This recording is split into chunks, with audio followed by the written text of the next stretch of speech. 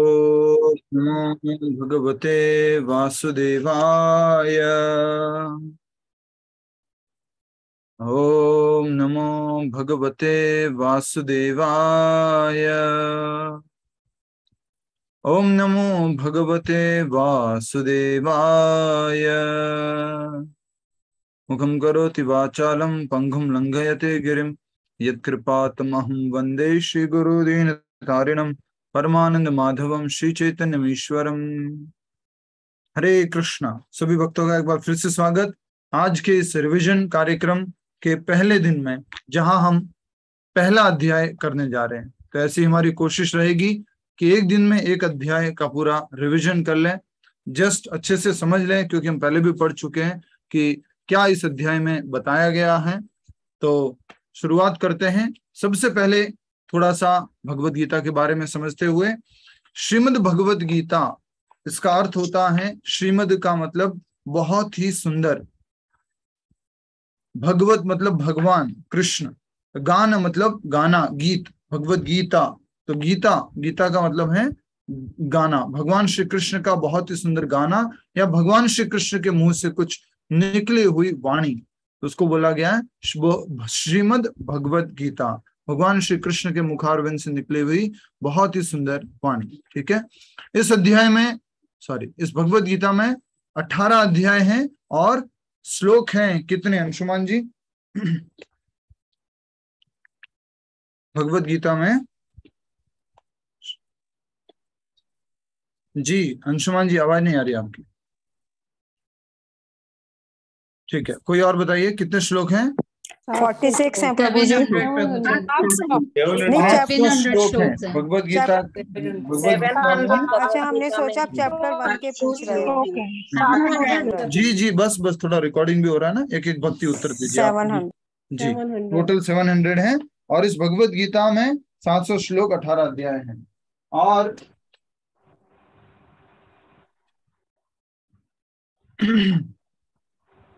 आज हम उसका पहला अध्याय करने जा रहे हैं। पूरी भगवत गीता लगभग 45 मिनट में बोली गई थी, कन्वर्सेशन हुआ था अर्जुन और भगवान कृष्ण के बीच में। इसमें दूसरे भी लोग बोलते हैं, जैसे कि धृतराष्ट्र बोलते हैं और संजय बोलते हैं।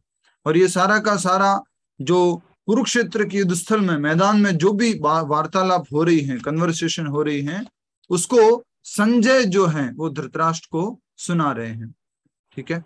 और इस प्रकार ये भगवत गीता हम सब लोगों तक आई है, जिसमें संजय ने जब धृतराष्ट्र को सारी बात बताई, तब ये बात हम सब लोगों तक इस प्रकार वेद व्यास जी द्वारा जब रचना की गई इसकी, तो हम सब लोग इस भगवत गीता का लाभ उठा पा रहे। श्रीमद् भगवत गीता अध्याय पहला, अध्याय का नाम है कुरुक्षेत्र के युद्ध स्थल में सैन्य निरीक्षण। कुरुक्षेत्र के युद्ध स्थल में सैन्य निरीक्षण, ये अध्याय 1 का नाम है। इसका संस्कृत नाम आप में से कोई एक जना बताइए। यस, लीना विज माता जी। प्रभु जी, अर्जुन विषाद। यस, अर्जुन विषाद योग जो इसका संस्कृत नाम है। इस पूरे अध्याय में टोटल 46 श्लोक हैं। अध्याय 1 में 46 श्लोक हैं, और इसको 5 भागों में विभाजित किया गया है। अध्याय 1 को 5 भागों में विभाजित किया गया है। वो 5 भाग किस प्रकार से हैं वो भी आप लिख लीजिए। पहला भाग है श्लोक संख्या 1 से 13, सेक्शन 1, श्लोक संख्या 1 से 13, युद्ध की तैयारी या युद्ध की घोषणा, युद्ध की तैयारी। दूसरा भाग श्लोक संख्या 14 से श्लोक संख्या 20, श्लोक संख्या 14 से श्लोक संख्या 20,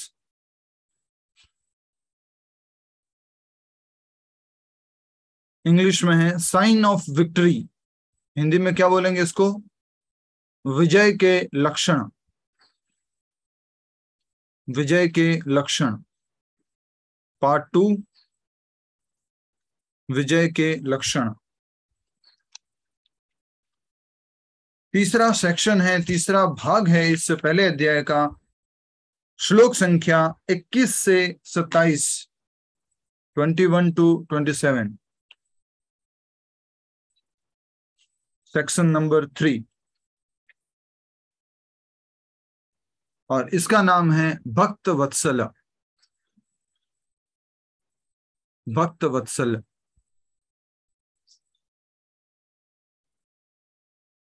और उसके बाद चौथा भाग है, उसका नाम है, और उसमें श्लोक है, कहां तक हो चुके श्लोक पूनम गर्ग माता जी? प्रभु जी 27 तक। 27। तो 28 से 38, 28 से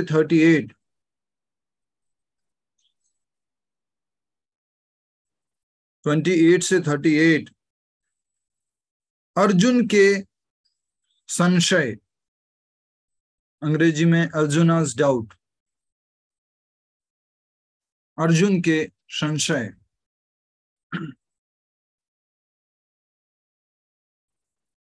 लास्ट भाग है इस अध्याय का, श्लोक संख्या 39 से 46, श्लोक संख्या 39 से 46,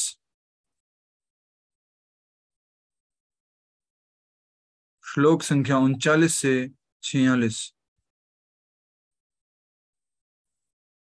और इसका नाम है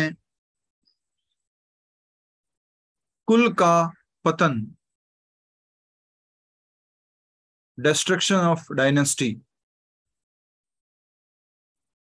कुल का पतन।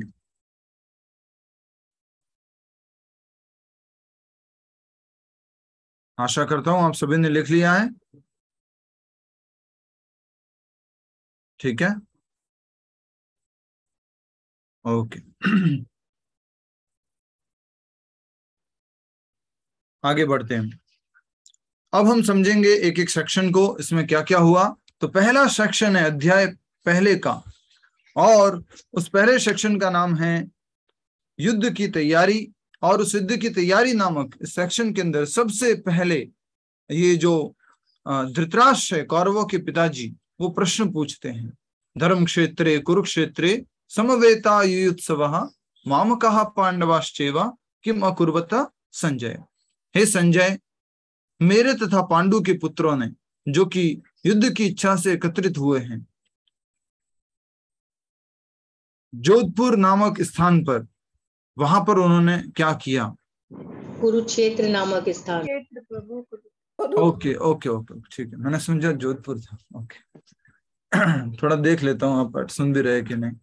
तो कुरुक्षेत्र, धर्म क्षेत्र कुरुक्षेत्र नामक स्थान पर पांडु तथा मेरे पुत्रों ने, और धृतराष्ट्र यहाँ पे सीधा सीधा क्या दिखा रहा है?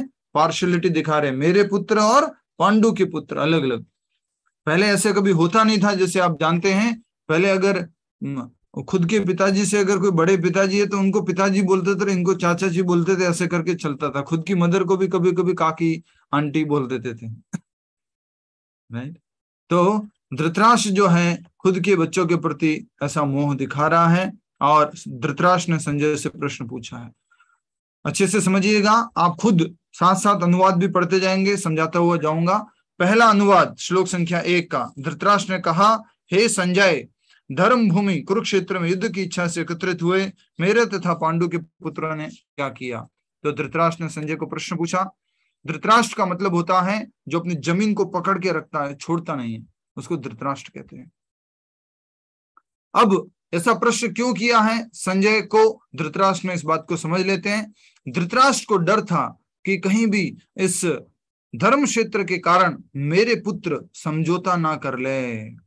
धृतराष्ट्र को इस बात का डर था, धर्म क्षेत्र के प्रभाव में आकर के मेरे पुत्र कहीं समझौता ना कर रहे, इसलिए ऐसा प्रश्न पूछा कि क्या किया दोनों ने। और ये धर्म क्षेत्र है, कुरुक्षेत्र है, यहाँ पहले भी देवी देवता भी आया करते थे, यहाँ पे पितरों को तर्पण वगैरह किया जाता था, इसलिए वो धर्म क्षेत्र है। और यहाँ पर स्वयं धर्म के पिता भगवान श्री कृष्ण खड़े हुए हैं, इसलिए भी ये धर्म क्षेत्र है। और प्रभुपाद जी तात्पर्य में कहते हैं कि हमें इस भगवत गीता को एक भक्त की सहायता से पढ़ना चाहिए, ध्यानपूर्वक अच्छे से समझना चाहिए, ये तात्पर्य प्रभुपाद जी कह रहे हैं।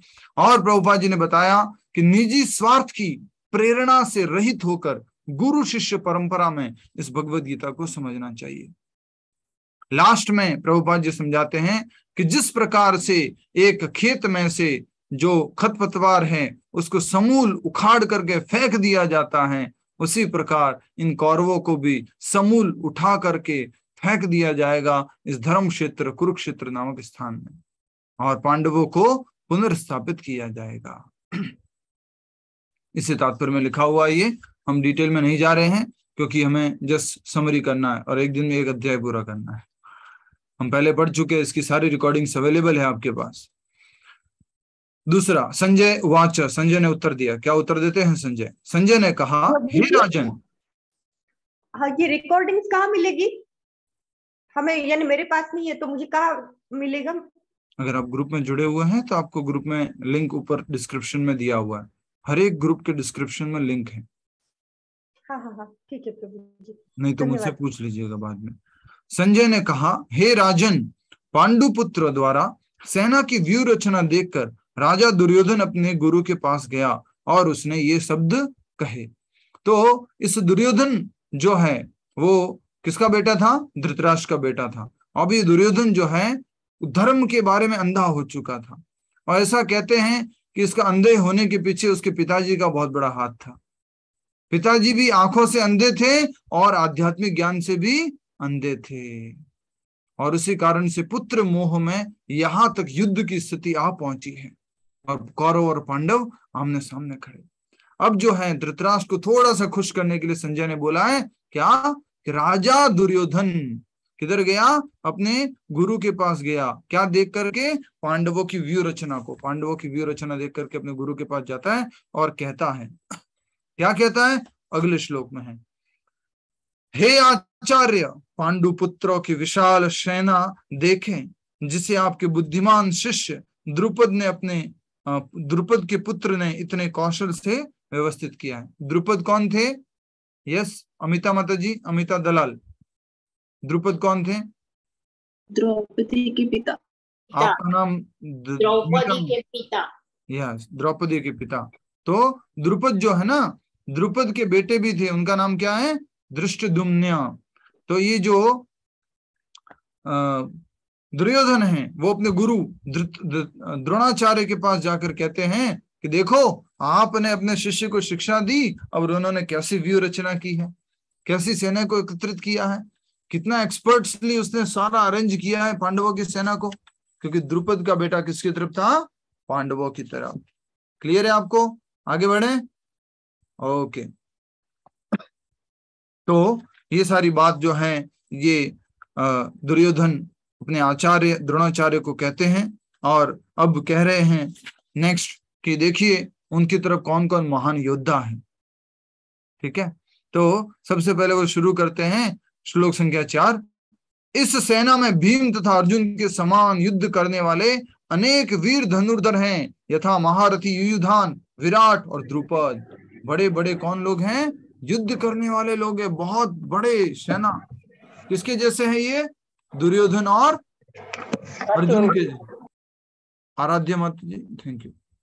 बीच में अनम्यूट ना करो कोई भी, जब पूछा जाए तो कीजिए। मैंने क्या बोला? अभी कुछ गलत बोला, प्लीज करेक्ट मी। मैंने कुछ गलत बोला है अभी। यस, बोलिए। आपने दुर्योधन बोल दिया भीम के बदले। यस, भीम और अर्जुन के समान और बलशाली ऐसे वीर है, धनुर्धर हैं, जो कौन कौन हैं? यथा महारथी युयुधान, विराट, द्रुपद, ये सारे लोग हैं।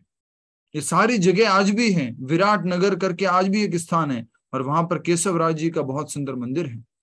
उसी प्रकार जो है कुरुक्षेत्र आज भी एक स्थान है, वहां पर ज्योतिषार नामक स्थान है जहां पर भगवान श्री कृष्ण ने भगवद गीता का उपदेश दिया था।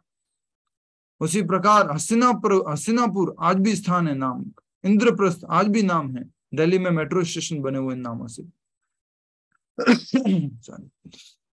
श्लोक संख्या 5। अब दुर्योधन जो है और पांडवों की सेना का बखान कर रहा है, गुणगान कर रहा है। कौन कौन है उनकी तरफ? इनके साथ ही धृष्टकेतु, चेकितान, काशीराज, पुरुजित, कुंती भोज तथा शैब्य जैसे महान शक्तिशाली योद्धा भी है। किनकी तरफ है ये सारे लोग? पांडवों की तरफ, महान शक्तिशाली। अब और बता रहा है और कौन कौन कौन है। श्लोक संख्या 6। पराक्रमी युधामन्यु, अत्यंत शक्तिशाली उत्तमौजा, सुभद्रा का पुत्र तथा द्रौपदी के पुत्र, ये सभी महारथी हैं। सब लोग जो हैं महारथी, पांडवों की तरफ इतने बड़े बड़े सेना वाले हैं। ये सब कौन किसको बोल रहा है? छाया खुड माता जी, ये कौन किसको बोल रहा है? संजय धृतराष्ट्र को कह रहे हैं। और वही ना प्रभु जी, और कौन बोल रहे हैं? और संजय तो कह ही रहे हैं। यस, दुर्योधन द्रोणाचार्य जी को। यस, दुर्योधन द्रोणाचार्य को कह रहे हैं, बिल्कुल सही, वेरी नाइस। तो अब आगे और दुर्योधन बता रहे हैं कि अब मैं अपनी सेना के बारे में बताऊंगा। अब तो उनकी पांडवों की सेना के बारे में बता दिया। देखो वो लोग तो ठीक है, पावरफुल है, समझ में आता है, हम भी कम नहीं है। हाँ, अपन की आर्मी बहुत पावरफुल है, दुर्योधन एंड आर्मी। तो अब वो बोलने जा रहे हैं अपने बारे में। देखिए क्या बोल रहे हैं, किंतु हे ब्राह्मण श्रेष्ठ, आपकी सूचना के लिए मैं अपनी, तो उस भाषा में तो अपुन नहीं बोला होगा, इसलिए मैं थोड़ा ऐसे बोल दिया। तो आपकी सूचना के लिए मैं अपनी सेना के उन नायकों के विषय में बताना चाहूंगा जो मेरी सेना को संचालित करने में विशेष रूप से निपुण हैं। अब मेरी सेना के बारे में सुनो। किसकी सेना? मेरी सेना मतलब मेरी सेना, दुर्योधन की सेना, कौरवों की सेना। ठीक है, ठीक है। दूसरा एक और अच्छे से समझ लीजिए, कुरु, पूरे के पूरे पांडवों और कौरवों दोनों को कुरु बोला जाता था, कुरु। ठीक है, ये पुरु के पुत्र, पुरु के वंशज हुए, इसलिए इनको कुरु बोला जाता था। अब देखिए, ये महान दुर्योधन, धृतराष्ट्र का बेटा, अब अपने सेना के बारे में बता रहा है। क्या बता रहा है? मेरी सेना में स्वयं आप, भीष्म, कर्ण, कृपाचार्य, अश्वत्थामा, विकर्ण तथा सोमदत्त तथा भूरिश्रवा आदि हैं जो युद्ध में सदैव विजयी रहे हैं। ऐसे ऐसे लोग मेरी तरफ है जो हमेशा विजयी रहे हैं, कभी युद्ध में हारे ही नहीं है। नेक्स्ट, श्लोक संख्या 8। ऐसे अन्य अनेक वीर भी हैं जो मेरे लिए अपना जीवन त्याग करने के लिए उद्यत हैं। वे विविध प्रकार के हथियारों से सुसज्जित हैं और युद्ध विद्या में निपुण हैं। बहुत सारे लोग आए हुए युद्ध करने के लिए मेरी तरफ से, अपने लिए जान दे देंगे, ऐसे ऐसे लोग हैं। मैं बता रहा हूं ना आपको, मेरी सेना की तरफ से अपने भाई है, भाईले हैं, ऐसे ऐसे भाईले हैं कि बस अपने लिए जान दे देंगे। राइट तो ये उसने बताया। अब आगे और क्या बता रहे हैं? अब अर्जुन, ये क्या नाम है, दुर्योधन जो है कंपैरिजन कर रहा है। देखिएगा श्लोक संख्या 10 हमें पूरा करना है नेक्स्ट आधे घंटे में। तो श्लोक संख्या 10 में अब दुर्योधन कंपेयर कर रहा है। क्या कर रहा है? देखिए, अपर्याप्तम तदस्माकं बलम भीष्माभिरक्षितम पर्याप्तम त्वमिदमे तेषां बलम भीमाभिरक्षितम। हमारी सेना तो किसके द्वारा रक्षित है? अपर्याप्तम, जिसका बल अपर्याप्त है, असीमित है, भीष्म द्वारा। और जो तुम्हारी सेना, ये जो कौरवों की, पांडवों की सेना किसके द्वारा रक्षित है? भीम के द्वारा, जिसका बल कैसा है? सीमित है। ठीक है, पढ़ लीजिए अनुवाद। हमारी शक्ति अपरिमेय है, अपरिमेय मतलब जिसको नापा नहीं जा सकता, और हम सब पितामह द्वारा भली भांति संरक्षित हैं। पितामह कौन थे? पारुल जी, पारुल जी नोएडा से। यस, बोलिए। भीष्म पितामह को पितामह बोलते हैं। यस, भीष्म पितामह। आरव डांग जी माइक म्यूट कर दीजिए कृपया करके, धन्यवाद। तो हमारी शक्ति अपरिमेय है और सब पितामह द्वारा भली भांति संरक्षित हैं, जबकि पांडवों की शक्ति भीम द्वारा भली भांति संरक्षित होकर भी सीमित है। ऐसा करके ये सारी बात दुर्योधन जो है अपने गुरु द्रोणाचार्य को बता रहा है। नेक्स्ट, अतएव सैन्य व्यूह में अपने अपने मोर्चों पर खड़े रहकर आप सभी भीष्म पितामह को पूरी पूरी सहायता दे। सब लोग किसको मदद करो? भीष्म पितामह को। ये सब किसको बोला? द्रोणाचार्य को। तब उसको ये लग रहा है कि द्रोणाचार्य कहीं बुरा न मान जाए, उनको थोड़ा ऐसा न लग जाए कि मेरा कोई वैल्यू नहीं है, ज्यादा ये भीष्म पितामह के बारे में बोल रहे हैं। तो अब दुर्योधन अपना डिप्लोमेटिक नेचर दिखाता है, राजनीतिक व्यवहार दिखाता है, राजनीतिक व्यवहार। और अब क्या बोलता है देखिए, तब कुरुवंश के वयोवृद्ध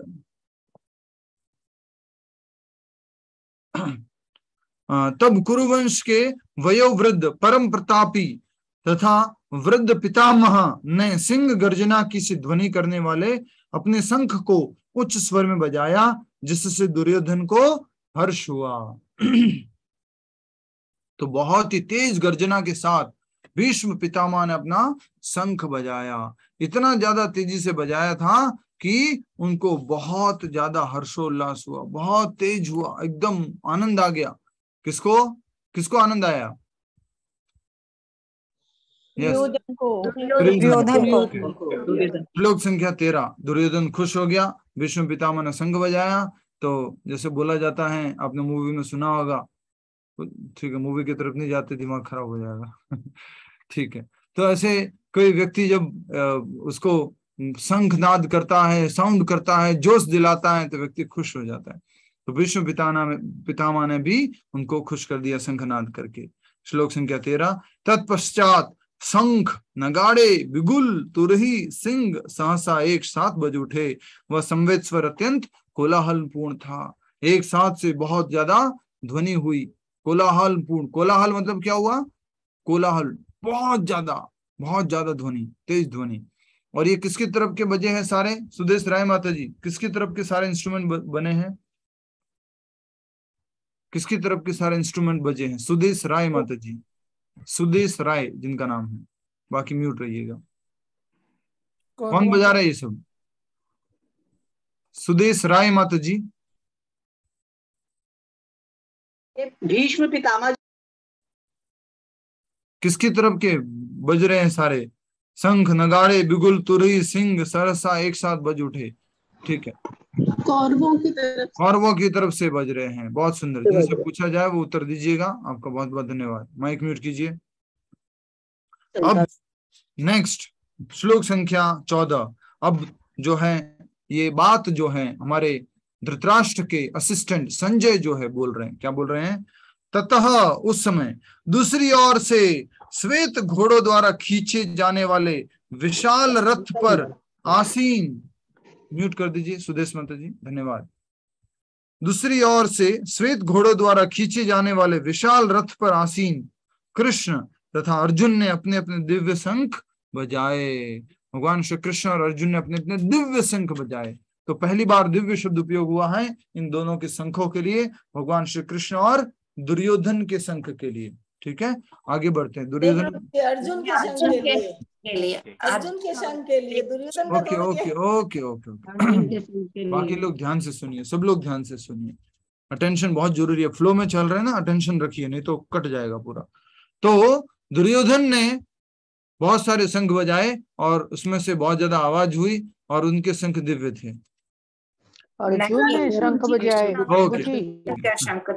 तो श्लोक संख्या 14 में बताया गया है कि भगवान कृष्ण और अर्जुन ने जो है शंख बजाए और उनके शंख की ध्वनि बहुत दिव्य थी। अब जो एक बात आती है यहाँ पर वो ये है कि भगवान श्री कृष्ण का रथ जो है सफेद घोड़ों से थे। और कितने घोड़े थे? 4 घोड़े। ठीक है, नहीं प्रभु जी, 5 घोड़े थे। 5 थे, 7 थे प्रभु जी। 4 घोड़े थे। मतलब जी 5 कहाँ से लाए आपने? एक भेजा था यहाँ से, कुरियर किया था, कैसे किया था? मैं पूछ रही हूँ प्रभु जी, 4 थे या 5 थे, ऐसे पूछ रही हूँ। नहीं, आपसे नहीं कह रहा, वो दूसरे माता जी से कह रहा हूँ। अच्छा, 4 घोड़े थे।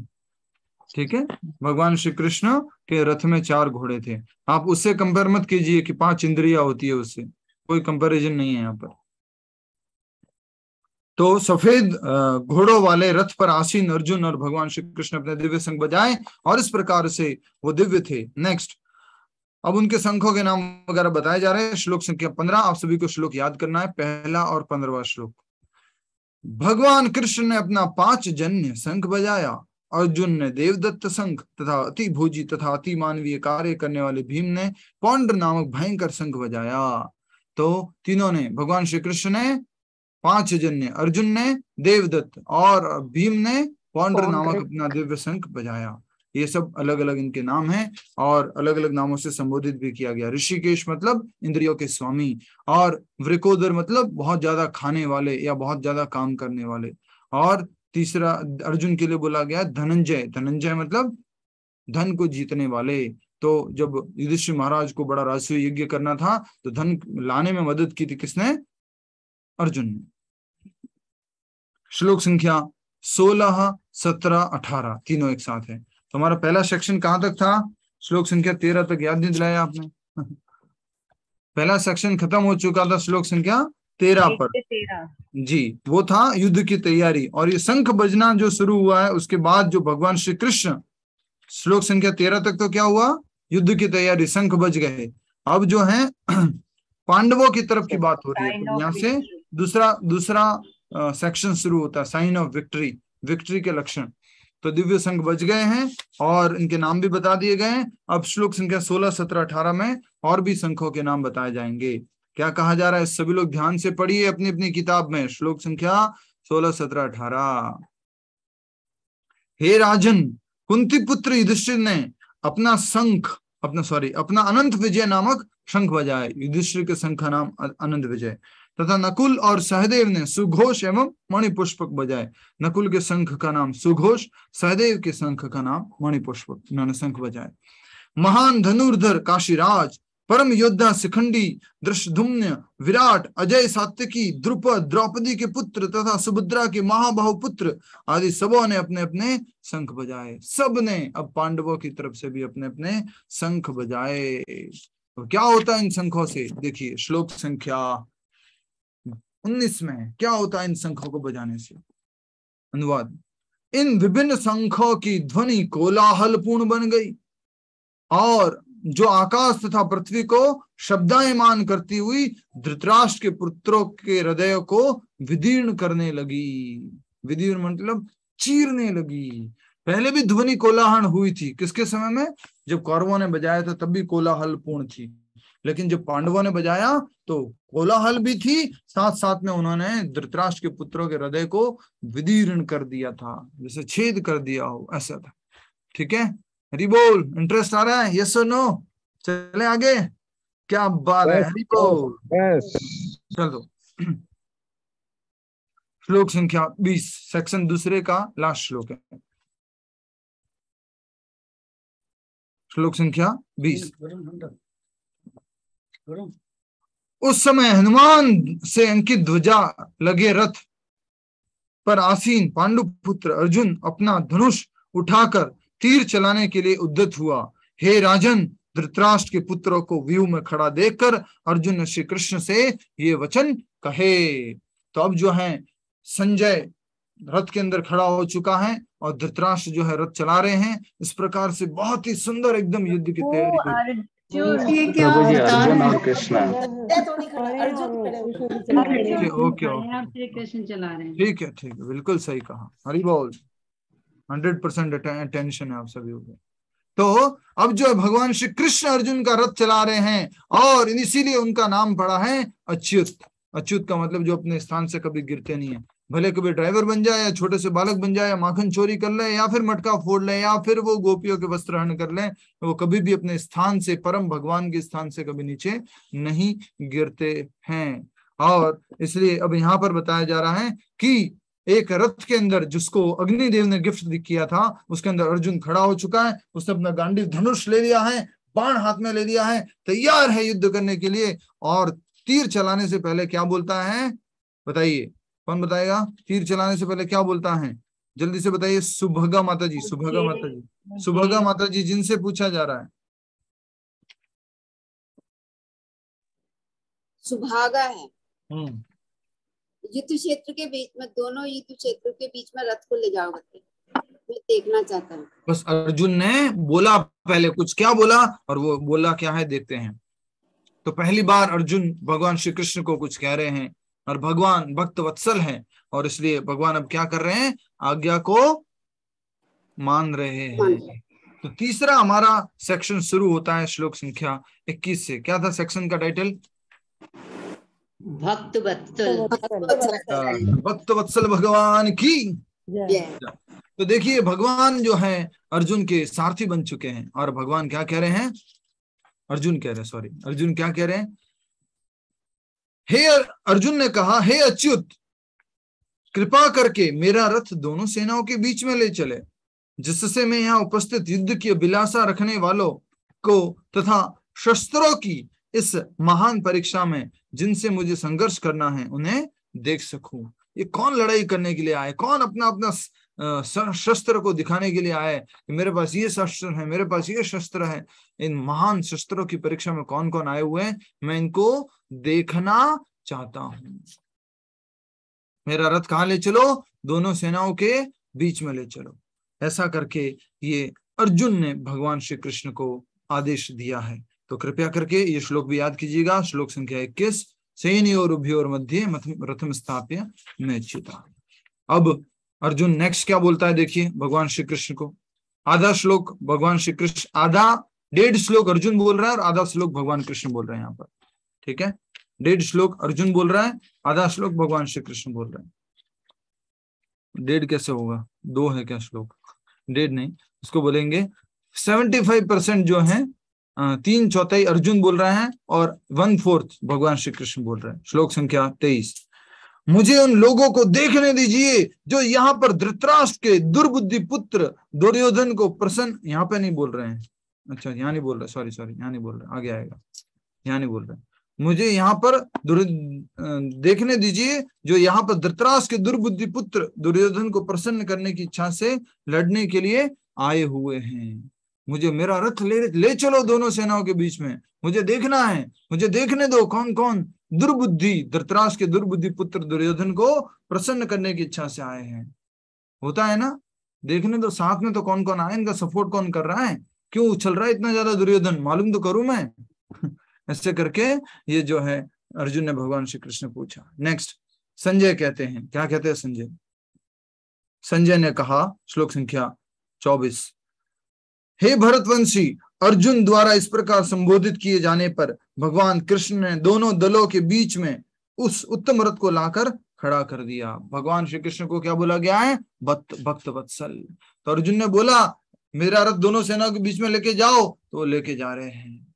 सोचो इतने ज्यादा भगवान कृपालु है, दयालु है, भक्त वत्सल है, तो इसलिए यहाँ पर टाइटल दिया गया इस सेक्शन का भक्त वत्सल।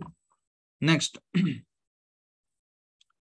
भीष्म, द्रोण तथा विश्व भर के अन्य समस्त राजाओं के सामने भगवान ने कहा कि हे पार्थ, यहाँ पर एकत्र सारे कुरुओं को देखो।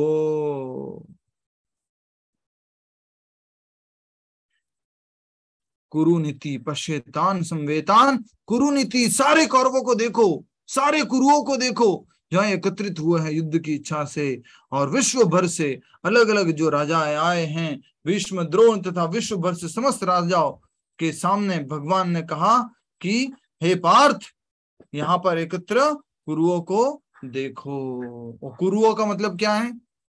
कुरुओं का मतलब क्या है? कुरुओं,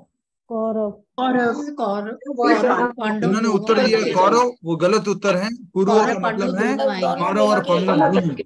अभी थोड़ी देर पहले तो बताया था, एडवांस में बता दिया था आपको। ठीक है, हरि बोल, कोई बात नहीं, डांटना नहीं किसी को, हरि बोल। ठीक है, तो कुरुओं का मतलब क्या है? कौरव और पांडव दोनों। तो इस श्लोक में संजय कह रहा है कि भगवान ने कुछ कहा अर्जुन को, ये वाला श्लोक है, ठीक है। श्लोक संख्या 25 है जिसमें संजय कह रहा है धृतराष्ट्र को कि भगवान श्री कृष्ण ने अर्जुन को कुछ कहा। क्या कहा? यहाँ पर एकत्र कुरुओं को देखो। तो क्या नहीं देख रहा था क्या? क्यों बोला भगवान ने अलग से? यहाँ पे बोला कुरु नीति, मतलब कि अब भगवान ने उसको इल्यूजन में डाल दिया है, अब उसको भगवान ने मोहित कर दिया है, अब भगवान ने उसको जो है पर्दा डाल दिया है उसके ज्ञान के सामने सारा। तो अब भगवान कृष्ण आगे बताएंगे सब कुछ जो दूसरे अध्याय में आएगा, बट अभी तो भगवान ने क्या किया? उसको एक शिष्य, एक अज्ञानी बना दिया है भगवान ने। इसलिए अब अर्जुन दूसरी बातें करना शुरू करेगा। अर्जुन ने वहां पर दोनों पक्षों की सेनाओं के मध्य अपने चाचाओं, ताऊओं, पितामहों, गुरुओं, मामाओं, भाइयों, पुत्रों, पौत्रों, मित्रों, ससुरों, शुभचिंतकों को देखा। इन लोगों को देखा अर्जुन ने। किस किस को देखा? जितने भी आप संबंध जानते हो ना अपने घर में, परिवार में जितने भी संबंध जानते होंगे आप, मामा, ससुर, दादा, पोता, भाई, सब जितने भी संबंध होते हैं, वो सारे के सारे संबंध अर्जुन ने वहां पर देख लिए। कहां पर देखे? कौरवों की सेना में, ठीक है। श्लोक संख्या 27, कोई तो सही उत्तर दे दो। दोनों सेनाओं में। दोनों सेनाओं में। कौरवों की सेनाओं में कहाँ मिलेंगे ये सब? ससुर जी तो उसकी सेना की तरफ ही तो थे, अर्जुन के ससुर जी द्रुपद जी उनकी सेना में थे। बहुत सारे लोग भाई उनकी सेना में ही थे। तो कौरवों और पांडवों की दोनों सेनाओं में देखा। श्लोक संख्या 27। और ये भक्त वत्सल जो सेक्शन है उसका लास्ट श्लोक है। जब कुंती पुत्र अर्जुन ने मित्रों तथा संबंधियों की इस विभिन्न श्रेणियों को देखा तो वह करुणा से अभिभूत हो गया और इस प्रकार बोला। बहुत करुणा आ गई अर्जुन के अंदर और वो करुणा में आकर के इस प्रकार से बोलने लगता है। अब अर्जुन क्या बोलता है वो है नेक्स्ट सेक्शन, जिसका नाम है अर्जुन के संशय, अर्जुन के डाउट। अर्जुन के डाउट है, वो अर्जुन युद्ध नहीं करना चाहता। तो क्या क्या डाउट है अर्जुन के, क्या क्या अर्जुन बोलता है, आर्ग्यूमेंट देता है, समझने का कोशिश करेंगे। पूरा कर लेंगे आज हम 4 बजे तक। यस और नो? हरि बोल। ओके।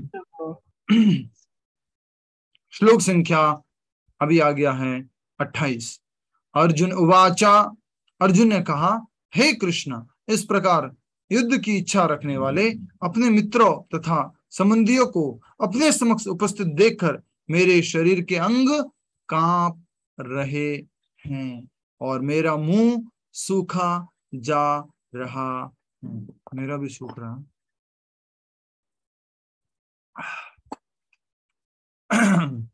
तो भगवान श्री कृष्ण कह रहे हैं, अर्जुन जो है वो कह रहे हैं कि हे कृष्ण, ये जो युद्ध की इच्छा रखने वाले मेरे मित्र और संबंधी मेरे सामने जो उपस्थित हैं, इनको देख करके क्या हो रहा है? मेरे शरीर के अंग कांप रहे हैं और मेरा मुंह सूखा जा रहा है। तो अर्जुन की ऐसी स्थिति हो गई। जो श्लोक संख्या 20 में क्या स्थिति थी उसकी बताओ जल्दी से। श्लोक संख्या 20 में क्या स्थिति थी उसकी? थोड़ी देर पहले कैसी स्थिति थी अर्जुन की? बोलो। प्रभु जी स्वयं कह रहे थे कि दोनों सेनाओं के बीच में। यस, मैं पूरा एकदम गांडी धनुष हाथ में लेके खड़ा है, बाण हाथ में लेके खड़ा है और युद्ध करने को तैयार है। अब अर्जुन की स्थिति ऐसी है कि उसका शरीर के अंग कांप रहे हैं और मुंह सूख रहा है। ऐसी स्थिति बन गई है। और आगे हम और समझेंगे इसको। श्लोक संख्या, पहले तो पीछे जाइए वापस से श्लोक संख्या 26 की तरफ, 27 की तरफ। 27 में क्या लिखा है? वह करुणा से अभिभूत हो गया, उसके अंदर बहुत करुणा आ गई। कौन बोल रहा है ये? संजय धृतराष्ट्र को बोल रहा है। करुणा से अभिभूत हो गया अर्जुन और इस प्रकार बोला। किसको बोला? भगवान श्री कृष्ण को। क्या बोलता है वो? जो आज श्लोक संख्या 28 में हमने देखा कि वो बोलता है, इन सबको देखकर मेरे शरीर के अंग कांप रहे हैं और मेरा मुंह सूखा जा रहा है। श्लोक संख्या 28, 29 क्या बोलते हैं देखिए। अर्जुन फिर से कह रहे कि क्या क्या हो रहा है। मेरा सारा शरीर कांप रहा है और मेरे रोंगटे खड़े हो रहे हैं, मेरा गांडी धनुष मेरे हाथ से सरक रहा है और मेरी त्वचा जल रही है। हे केशव, हे माधव, हे गोविंद, हे अच्युत, मेरी जो है त्वचा जल रही है, मेरा शरीर पूरा कांप रहा है, मेरी जो गांडी धनुष है वो मेरे हाथ से सरक रहा है। सोचो, महान धनुर्धर अर्जुन जिसने शिव जी का जो है धनुष उठा लिया था। शिव धनुष था ना वो कि नहीं? कौन सा धनुष था? कौन सा धनुष था? नहीं मालूम?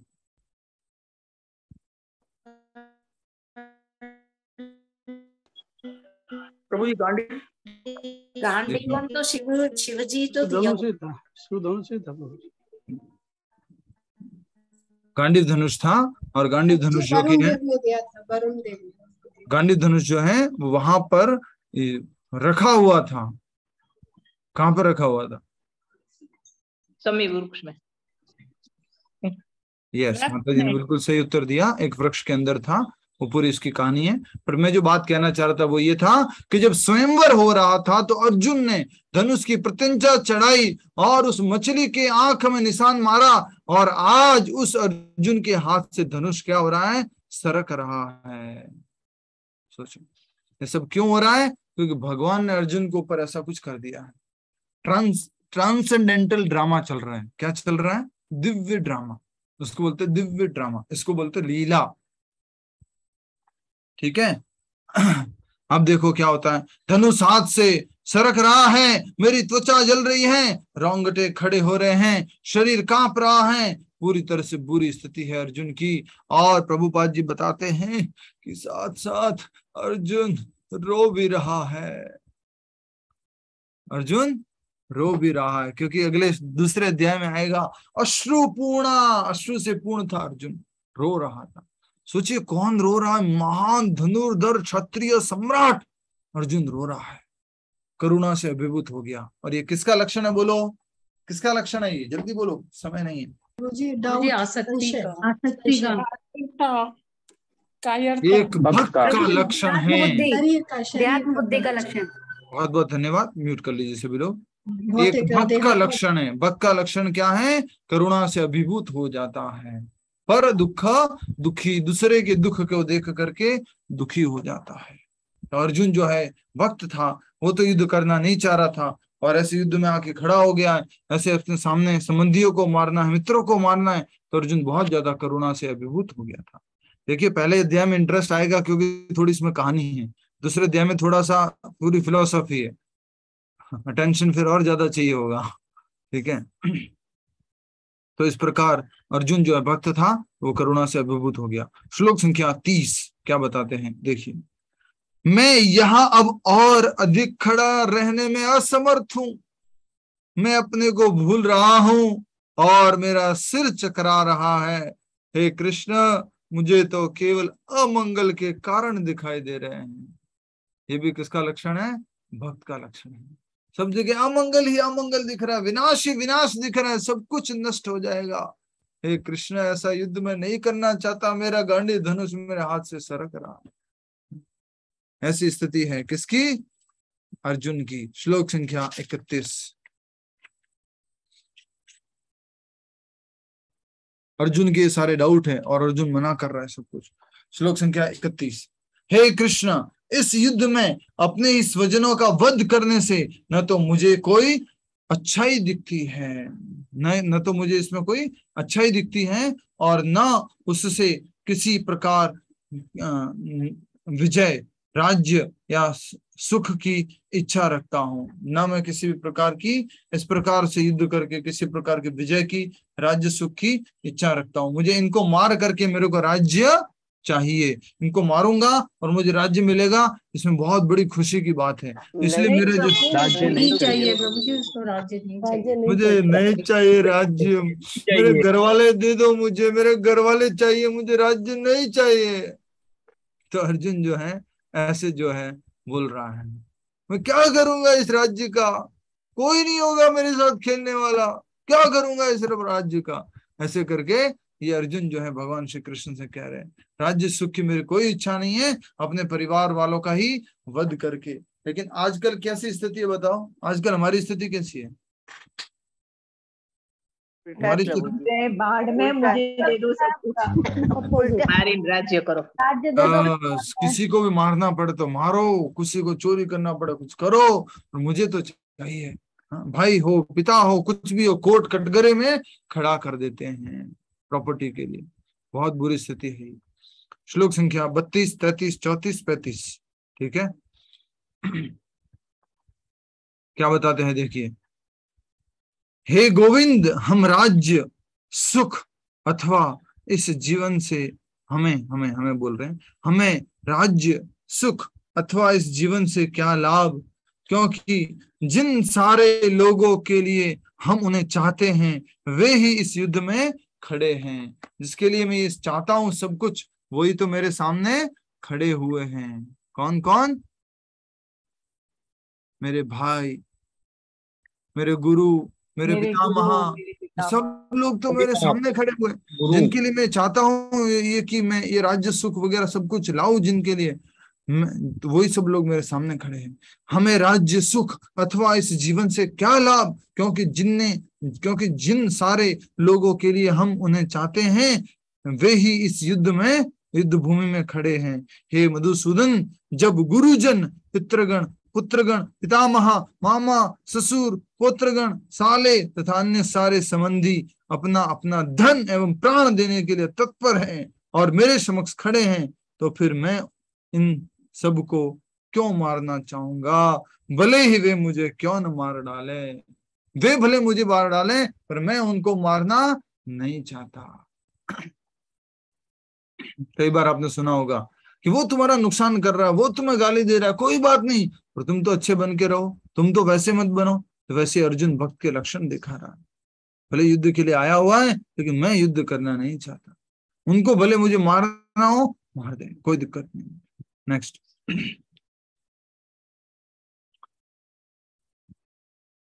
हे जीवों के पालक, मैं इन सबों से लड़ने को तैयार नहीं, भले ही बदले में मुझे तीनों लोक क्यों न मिलते हो। इस पृथ्वी की बात तो छोड़ ही दें, भला धृतराष्ट्र के पुत्रों को मारकर हमें कौन सी प्रसन्नता मिलेगी?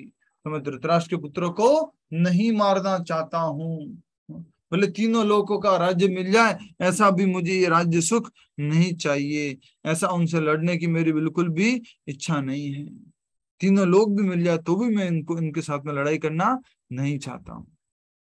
ठीक है, नेक्स्ट, भला धृतराष्ट्र के पुत्रों को मारकर हमें कौन सी प्रसन्नता मिलेगी? धृतराष्ट्र कौन थे? अर्जुन के धृतराष्ट्र अर्जुन के ससुर जी थे, ताऊ जी थे, बड़े पिता ताऊ जी थे। ठीक है, तो इस प्रकार से अर्जुन ने अपनी जो है सारी की सारी आर्ग्यूमेंट, सारे के सारे अपने डाउट्स जो है क्लियर करना चाहता है। पूछ रहा है, एक डाउट पूछ रहा है, क्यों मारूं मैं इनको? इनको मार के क्या मिलेगा? ऐसा मैं राज्य सुख नहीं भोगना चाहता। आप में से ऐसे कौन कौन से भक्त जिसके अंदर ऐसे कभी विचार आए हैं?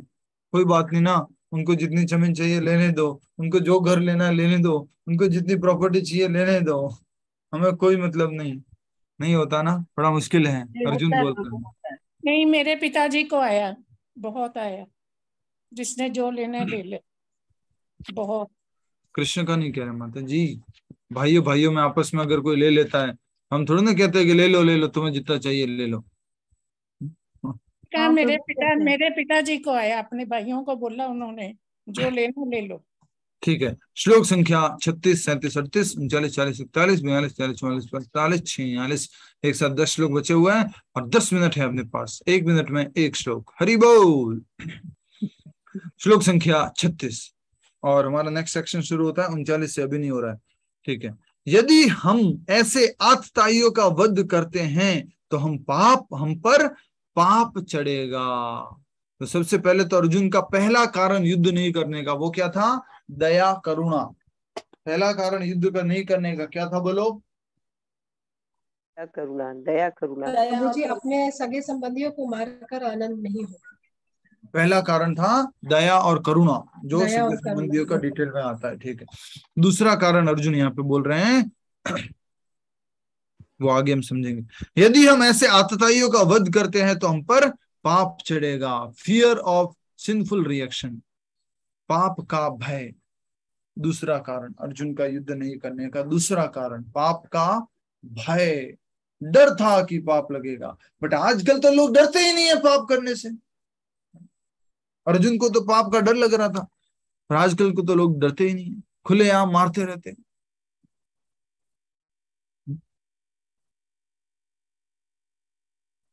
ठीक है, डिटेल में नहीं जाना है, आगे बढ़ते हैं। यदि हम ऐसे आतताइयों का वध करते हैं तो हम पर पाप चढ़ेगा। अतः यह उचित नहीं होगा कि हम धृतराष्ट्र के पुत्रों तथा उनके मित्रों का वध करें। हे लक्ष्मीपति कृष्ण, इससे हमें क्या लाभ होगा और अपने ही कुटुंबियों को मारकर हम किस प्रकार सुखी हो सकते हैं? ऐसा सुख हमें नहीं चाहिए। अपने कुटुंबियों को मुझे मार करके सुख को नहीं भोगना है। तो अर्जुन ने कौरवों को क्या बोला है यहाँ पर? आतताई। और आतताई का मतलब क्या होता है? अग्रेसर, जो सामने से आकर के वध करते हैं। 6 प्रकार के आतताई होते हैं जो श्लोक के तात्पर्य में लिखा हुआ है, वो आप देख सकते हैं। पहला विष देने वाला, दूसरा घर में अग्नि लगाने वाला, तीसरा घातक हथियार से आक्रमण करने वाला, चौथा धन लूटने वाला, पांचवा दूसरे की भूमि हड़पने वाला, छठा पराई स्त्री का अपहरण करने वाला। ये 6 क्या है? आतताई। इनको मारने का आपको अधिकार है। ठीक है, नेक्स्ट श्लोक संख्या जो है श्लोक संख्या 37 और 38। 37 श्लोक संख्या देखेंगे, श्लोक संख्या 37 और 38। हे जनार्दन, जनार्दन का मतलब प्रजापालक, प्रजा की रक्षा करने वाले जनार्दन। हे जनार्दन, एक बार बोल दो सभी लोग। हे जनार्दन। माइक म्यूट रखे, प्यार से, जितना प्यार से बोल सकते हो। हे जनार्दन, हे जनार्दन। माइक म्यूट करके बोला। हे जनार्दन, हे जनार्दन।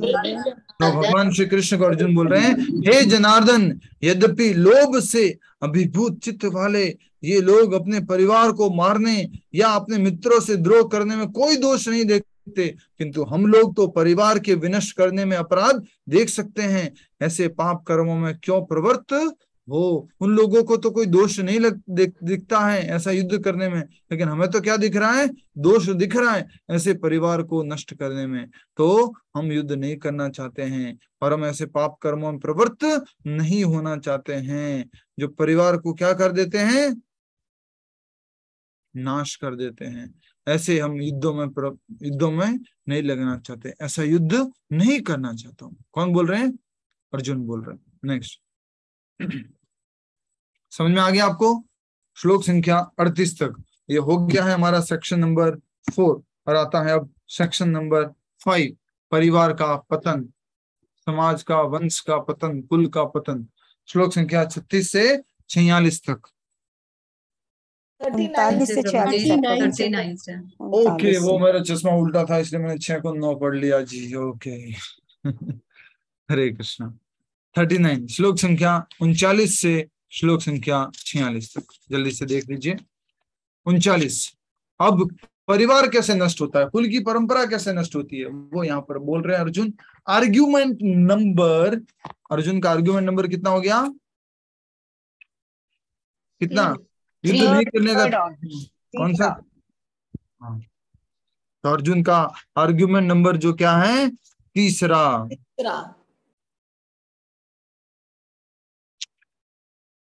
पहला क्या था? करुणा दया। दूसरा क्या था? पाप का भय। तीसरा क्या है? वो यहां पर है। तीसरा, कुल का नाश होने पर सनातन कुल परंपरा नष्ट हो जाती है और इस प्रकार शेष कुल भी अधर्म में प्रवृत्त हो जाता है। कुल का नाश हो जाएगा, सारे लोग मर जाएंगे तो क्या हो जाएगा? कुल पूरा का पूरा अधर्म में प्रवृत्त हो जाएगा और जो कुल की परंपरा है वो क्या हो जाएगी? नष्ट हो जाएगी। क्योंकि परंपरा कैसे आगे बढ़ती है? पीढ़ी दर पीढ़ी आगे बढ़ती है और पीढ़ियां ही नष्ट हो जाएगी, सब लोग ही नष्ट हो जाएंगे, तो आगे परंपरा को कौन बढ़ाएगा? ठीक है। नेक्स्ट, श्लोक संख्या 40, वेरी वेरी इंपॉर्टेंट। हे कृष्ण, जब कुल में अधर्म प्रमुख हो जाता है तो कुल की स्त्रियां दूषित हो जाती हैं और स्त्रीत्व के पतन से ही वृष्णिवंशी अवांछित, हे वृष्णिवंशी अवांछित संतानें उत्पन्न होती है। ये बहुत इंपॉर्टेंट बात बोली गई है, बहुत इंपॉर्टेंट। श्लोक संख्या 39 और 40 को अगर आप देखेंगे आज के कॉन्टेक्स्ट में, डे टू डे लाइफ में, यहाँ पर ये पूरे के पूरे श्लोक लागू होते हैं। श्लोक संख्या 39 और 40। 39 कैसे लागू होता है? 39 में बताया गया था कि कुल की परंपरा नष्ट हो जाएगी। तो सोचिए, अगर हमारे में से एक भी पीढ़ी अपना ज्ञान आगे पहुंचाना बंद कर दे, संस्कार आगे देना बंद कर दे, तो क्या हो जाएगा? कुल की परंपरा नष्ट हो जाएगी। मान लीजिए आप कुल देवता या कुल देवी को आप जल चढ़ाने जाते थे या कुछ भोग लगाने जाते थे, वो एक लोग एक जनरेशन बंद कर देंगे तो अगली जनरेशन को तो वैसे ही मालूम नहीं पड़ेगा, राइट? तो इसलिए यहाँ पर कहा जा रहा है कुल की परंपरा नष्ट हो जाती है और अगर कुल की परंपरा नष्ट हो जाएगी तो क्या बढ़ेगा घर के अंदर? बोलो बोलो बोलो बोलो। अधर्म बढ़ेगा।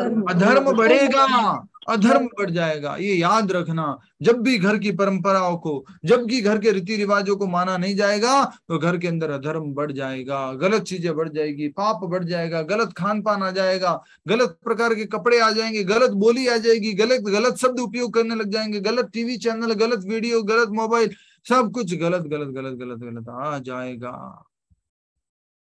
यस और नो, डू यू एक्सेप्ट? ये बहुत इंपॉर्टेंट श्लोक है। आज का रियलाइजेशन है मेरा इस श्लोक का, आज से पहले कभी नहीं आया, तो अभी आपके सामने प्रस्तुत किया।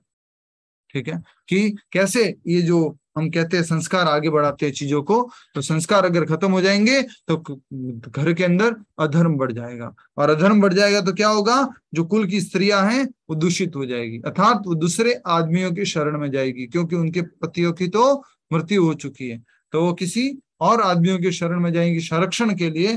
तो उनसे जो संतानें उत्पन्न होगी उनको कहा जाता है वर्ण संकर, अवांछित संतानें, अवांछित, वांछित नहीं, अवांछित संतान।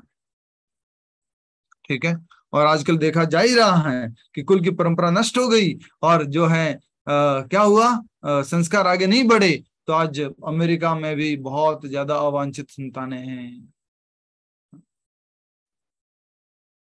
और अलग अलग परिवार हो चुके, पिता अलग हो चुके, माँ अलग हो चुके, बहुत सारी चीजें, डिटेल में नहीं जा रहे, आगे बढ़ते हैं। श्लोक संख्या 41, संकरो नर का ये तो तीसरा कारण क्या हुआ युद्ध नहीं करने का अर्जुन का, कुल परंपरा का नष्ट हो जाना, कुल परंपरा का नष्ट हो जाना। संकरो नरका ये वह कुल ज्ञानाम क्लुश्च पतंती पितरो है शाम लुप्त पिंडोदक क्रिया। क्या बता रहे हैं, अवांछित संतानों की वृद्धि से, ये सीरीज चालू होती है श्लोक संख्या 39 से। क्या घर जो बड़े बुजुर्ग हैं उनके, वो लोग अगर मर जाएंगे, कुल की परंपरा नष्ट हो जाएगी, तो क्या बढ़ जाएगा, अधर्म बढ़ जाएगा, अधर्म बढ़ जाएगा तो क्या होगा, कुल की स्त्रियां दूषित हो जाएगी, कुल की स्त्रियां दूषित हो जाएगी तो क्या हो जाएगा, अवांछित संतानें उत्पन्न होगी, अवांछित संतानें उत्पन्न होगी तो क्या होगा, ये लिखा हुआ है, अवांछित संतानों की वृद्धि से निश्चय ही परिवार के लिए तथा पारिवारिक परंपरा को विनष्ट करने वालों के लिए नारकीय जीवन उत्पन्न होगा, नरक वाला जीवन उत्पन्न होगा। किसके लिए, जो आगे आने वाला समाज है, आगे आने वाला हमारा पीढ़ी है, उसके लिए। ऐसे पतित कुलों के पुरखे पितरलोक से गिर जाते हैं, क्योंकि उन्हें जल तथा पिंडदान देने की क्रियाएं समाप्त हो जाती है। पुरखे पितरलोक जो है अपने स्थान से गिर जाते हैं, क्यों, क्योंकि ऐसे घरों में पिंडदान देने की क्रियाएं बंद हो जाती है, तर्पण करने की क्रिया बंद हो जाती है।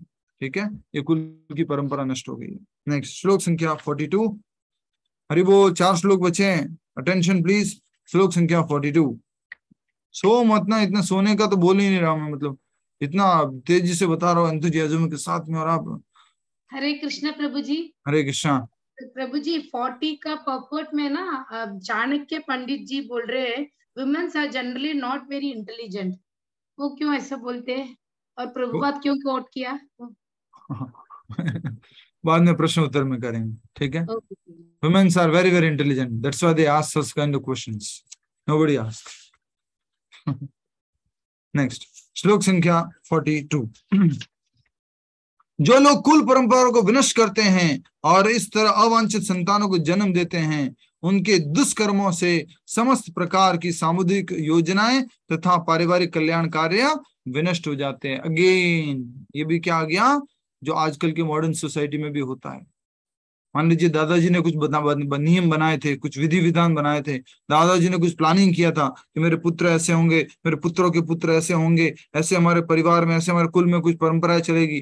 लेकिन क्या होगा, ये सब अगर मर जाएंगे, अर्जुन बोल रहे हैं भगवान कृष्ण को, ये अगर मर जाएंगे तो कुल की परंपरा नष्ट हो जाएगी। और ऐसे जो कुल की परंपरा नष्ट करते हैं और अवांछित संतानों को जो जन्म देते हैं, और उनके दुष्कर्मों से समस्त प्रकार के सामुदायिक योजनाएं तथा पारिवारिक कल्याण कार्य विनष्ट हो जाते हैं। सब कुछ खत्म हो जाता है, सारा का सारा जो नियम थे, दादाजी ने पिताजी ने कुछ अच्छे बनाए थे, वो सब खत्म हो जाता है।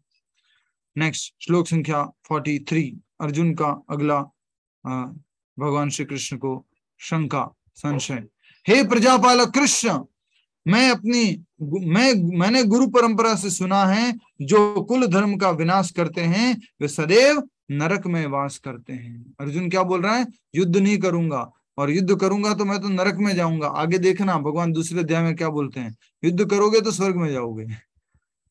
अर्जुन यहाँ पे बोल रहा है युद्ध नहीं करूंगा तो मैं नरक में चला जाऊंगा। मैंने गुरु परंपरा से सुना है कि कुल धर्म का विनाश करने वाले, जो कुल की परंपरा का विनाश कर देते हैं, ऐसे लोगों को क्या होता है, नियते नरकम वासो, नियते नरकम नरके नियतम वासो, हमेशा नरक में वो वास करते हैं। ठीक है, अगला श्लोक संख्या 44, ओह कितने आश्चर्य की बात है, हम सब जघन्य पाप करने के लिए उद्यत हो रहे हैं। राज्य सुख भोगने की इच्छा के से प्रेरित होकर हम अपने ही संबंधियों को मारने पर तुले। ओह कितने आश्चर्य की बात है, ऐसे कौन करता है? अपने परिवार को मारने की बात कर रहे हैं, खाली अपने सुख के लिए, राज्य सुख के लिए जघन्य पाप करने को तैयार हो गए हम लोग। ऐसा करके कौन बोल रहा है? अर्जुन बोल रहे हैं। तो अर्जुन ने कहा कि कितने आश्चर्य की बात है कि हम सब जघन्य पाप करने के लिए उद्यत हो रहे हैं। राज्य सुख भोगने की इच्छा से प्रेरित होकर हम अपने संबंधियों को मारने पर तुले हैं। ऐसे करके अर्जुन बोल रहे हैं। नेक्स्ट श्लोक संख्या 45 देन 46 लास्ट। इस प्रकार पूरा हो जाएगा अध्याय। श्लोक संख्या 45। यदि शस्त्रधारी धृतराष्ट्र के पुत्र तथा मुझ निहत्ते यदि शस्त्रधारी धृतराष्ट्र के पुत्र मुझ निहत्ते तथा रणभूमि में प्रतिरोध न करने वाले को मारे तो यह मेरे लिए श्रेयस्कर होगा। मेरे लिए क्या होगा? अच्छा होगा, ये लोग मुझे मार दें, मुझे लोग मार दें, ये मेरे लिए श्रेयस्कर होगा।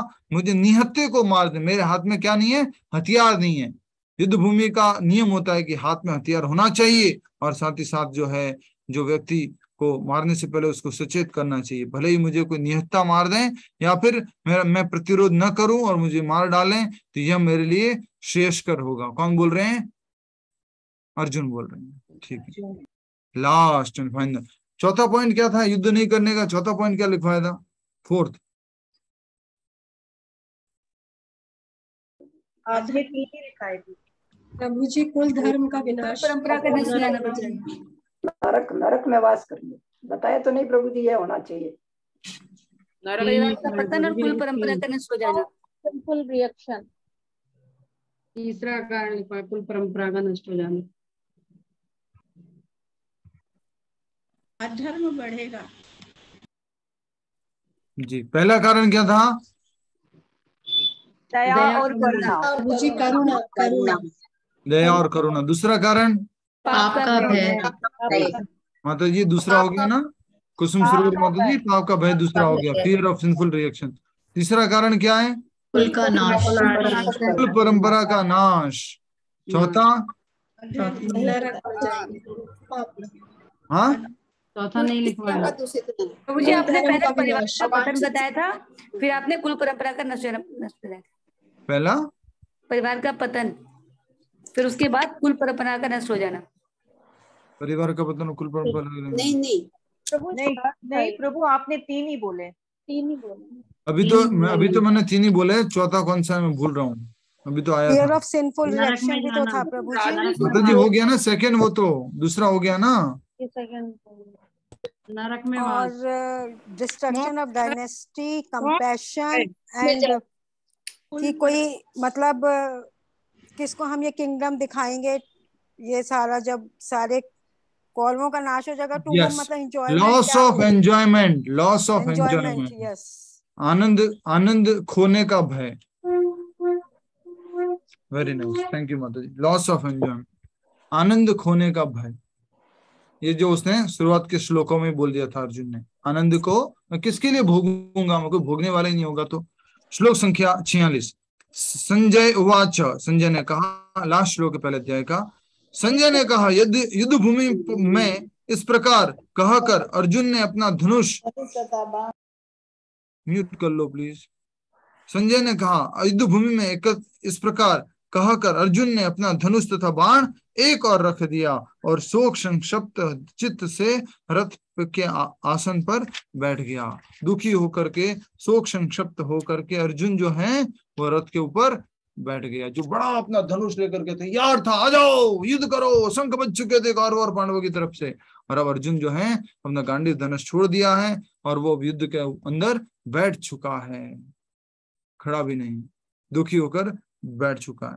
संजय ने कहा, युद्ध भूमि में इस प्रकार अर्जुन ने अपना धनुष तथा बाण एक और रख दिया और शोक संक्षिप्त होकर चित्त से रथ के ऊपर आसन होकर के बैठ गया।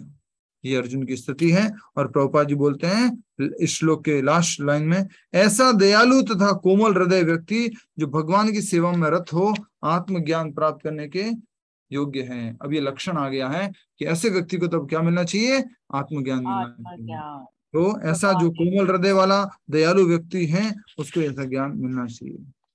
ठीक है, तो अर्जुन अब कोमल हृदय वाला दयालु बन चुका है, अब उसको ऐसा ज्ञान देने के लिए भगवान तैयार है। श्लोक कल दूसरे अध्याय से हम शुरू करेंगे, कल पूरा दूसरा अध्याय करने की कोशिश करेंगे। बहुत बड़ा है, डबल है, जस्ट डबल है, और समझाने का 4 गुना है। देखते हैं कैसे होता है।